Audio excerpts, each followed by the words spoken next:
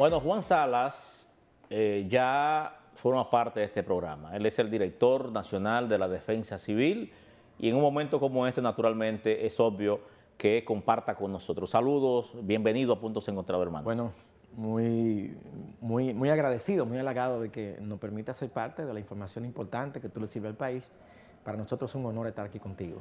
Cuando sucede la tragedia en San Cristóbal, ¿a qué hora te llega a ti inmediatamente la información? Sí, es importante. Defensa Civil tiene la característica de que tenemos en todo el país más de 347 estaciones, para ser exacto. Es decir, en San Cristóbal, por ejemplo, existen 1, 2, 3 estaciones de bomberos. Ahora tú preguntas cuántas estaciones de Defensa Civil tenemos. 13 en todo lo que es San Cristóbal. Entonces eso implica que la noticia no llegó a minutos, porque siempre hay un voluntario próximo, cerca, con un radio que se aparece, se pone su gorrita, su camiseta. Ya llegada a las 10:30 de la noche, en ese momento Defensa Civil tenía desplegado en la zona de San Cristóbal más de 120 socorristas en ese momento. Entonces nos llegó la información y empezamos entonces a movilizar en una primera fase los equipos de búsqueda. A simple vista, ¿qué encuentran ustedes allí? Bueno, encontramos una situación muy calamitosa, porque primero esto se produce en medio de una explosión, que el impacto no simplemente se expresaba en los edificios, en este momento en llamas, cuando llegamos nosotros, sino edificaciones que fueron afectadas, ventanas, puertas, cristales, vehículos que estaban en el entorno incendiado. Entonces eso generaba una visión de terror, de pánico, en la que el equipo de bomberos y Defensa Civil estuvieron trabajando en la primera línea de los primeros minutos, primero para sofocar el fuego y sobre todo con la disposición y la voluntad de entrar a esa edificación y poder dar con el paradero de aquellas personas que habían confirmado que estaban dentro de la edificación. En este tipo de situaciones, entonces lo primero que se procede es a delimitar el área o a sofocar el fuego inmediatamente, que fue lo que hicieron los bomberos. Bueno, ambas cosas. El Defensa Civil, conjuntamente con los bomberos, llega la policía, nos dedicamos a controlar el área para evitar que curiosos puedan ser afectados. Y se produjeron incluso en principio algunos saqueos de los comercios aledaños ahí. Sí, ya el ejército entró a primeras horas, ya tenía un control total, se hizo un cerco de seguridad de varias cuadras, eso con esa intención, primero, evitar posibilidades de delitos, en principio, y segundo, para evitar que cualquier persona, por curiosidad, pudiera ser afectado por las ventanas que estaban rotas, cristales que estaban desprendiéndose. Entonces nosotros iniciamos ese proceso de, digamos que, asegurar el perímetro. Ya luego entonces estuvimos trabajando con los bomberos en la fase de sofocar el incendio y la búsqueda de personas que pudieran estar en ese momento vivas. Hasta el momento, en el momento que estamos grabando este espacio, ¿cuántas personas víctimas mortales? Ya oficialmente se ha hablado de 27. ¿No existe la posibilidad de que haya más personas debajo de los escombros? Sí, ante la denuncia que hizo uno de los dueños del establecimiento comercial, uno de ellos, de que uno de sus empleados, él lo reportaba como perdida. Entonces todavía en este momento estamos trabajando en la búsqueda lenta mientras se mueven los escombros.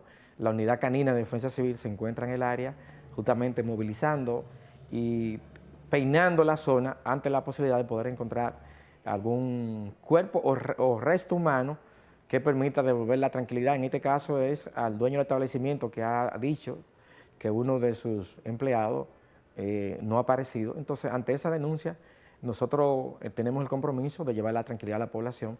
Ya se han ofrecido cifras oficiales, que ya son públicas, de la cantidad exacta de fallecidos. ¿Cuántos heridos? 53. Sí, llegó a 54, se hablaba de 59 heridos en diferentes escalas. Lo más importante es que todos han sido atendidos en las primeras horas o minutos. Para ello no se escatimó esfuerzo del gobierno central, se movilizaron a través de ambulancias y se llevaron a hospitales, a centros de salud, primero públicos y privados. Para ello el presidente de la República autorizó asumir el compromiso, cualquier tipo de económico, para garantizar que pudieran ser atendidos aquellas personas que fueron lesionadas en principio. Y entonces, en ese sentido, lo más importante es que las víctimas que fueron lesionadas y las víctimas colaterales en la familia, en este momento están siendo atendidas desde el punto de vista psicológico por el Departamento de Salud. El Ministro de Salud Pública ha asumido el compromiso y para ello se instaló desde el martes en la mañana una carpa para que aquellas familias que iban denunciando que habían perdido algún ser querido, entonces se le empezó a tratar desde el punto de vista psicológico, que eso es muy importante. Esas imágenes en las que ya empiezan a salir ya los restos humanos implican también una afectación para aquellos parientes que esperaban ver a su ser humano como salió de su casa. Eso no fue así, entonces eso implica ya un trabajo del gobierno central, en este caso a través del Ministerio de Salud Pública, para acompañar a las familias desde el punto de vista psicológico. Tomando en cuenta tu experiencia en materia de catástrofe y de hechos de esta naturaleza, ¿crees tú que ciertamente allí hubo una explosión de algún artefacto, tanque de gas?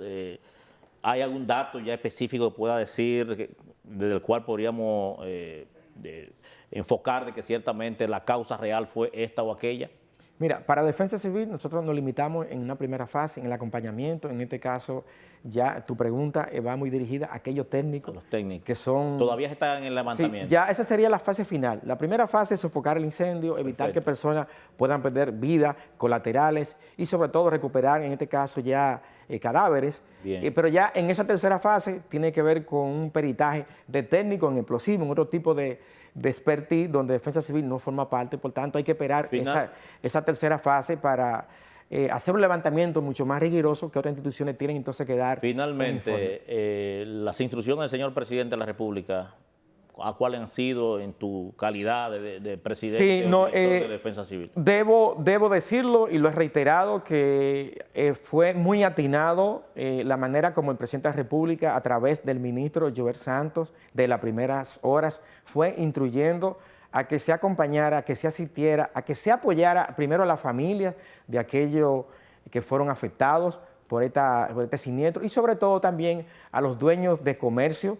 Y se reiteró cuando el presidente de la República hizo la rueda de prensa, el compromiso que el gobierno ha asumido, el gobierno central, para apoyar y restablecer a cada uno de esos negocios que fueron afectados. Es un compromiso que nosotros entendemos cuando hay situaciones como esa. El brazo solidario del gobierno se expresó y también se elevó el nivel de solidaridad de los dominicanos.